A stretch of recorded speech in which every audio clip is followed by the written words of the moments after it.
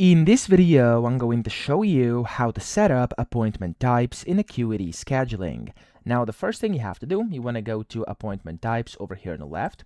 And then from here, you want to click on either new type of service if you want to create a new appointment type, or of course, new group class if that's what you want to do. So we're going to focus on the type of service right now because this is going to set up your appointment types.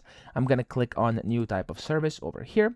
And then you first have to give it a name. So this one is going to be like a tutor call, for example, something like this. And then you can give it a description over here. So this is a tutor call, and then you can of course type in it lasts, for example, 30 minutes and it's about etc. Okay, so of course you can explain however much you want, but just make sure you are inside the limits. Of course you have over here, which the limit is actually 512 characters. Okay, so of course be brief, but tell them all the information they need to know. Then here you can of course select if you want to show the message after scheduling as well. So an optional message can be shown after booking on a confirmation screen. You could do, for example, thanks for booking, and of course do some other info as well. I'm going to leave it like this, and then you have to set a duration. I'm going to put it as 30 minutes, but you can do whatever you want here. So I'm going to set 30. Then of course here you can block off time before or after appointments. So I'm actually going to block off 5 minutes before and after appointment. So of course I can prepare for the next one, finish up the notes, whatever. And then here you have the categories. So if you have categories of your different appointment types, you can add them in here. If you don't have any, you can just create a new one over here. Super simple, and yeah, that's basically it.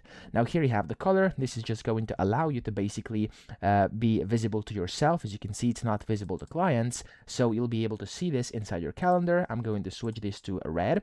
And then here, of course, you can set access to private appointment type, where only admins and clients with a direct scheduling link can book this. I do not want this.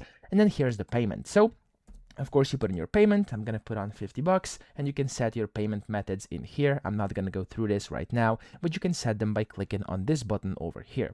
Then if you have an image of your call, you could go ahead and do that as well. Click on here and then select your image, click on it, click on open, and you are good to go.